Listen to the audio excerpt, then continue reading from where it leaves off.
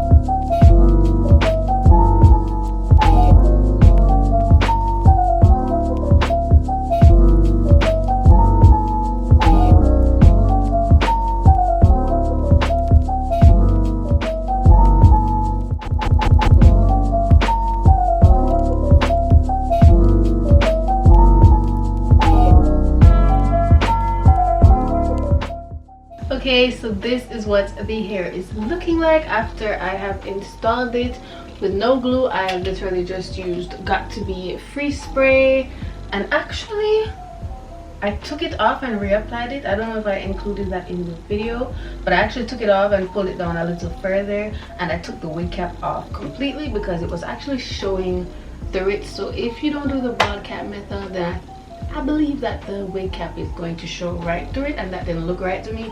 So I just put the foundation, some more foundation on the inside of the lace, and I put concealer in the part, and that's that.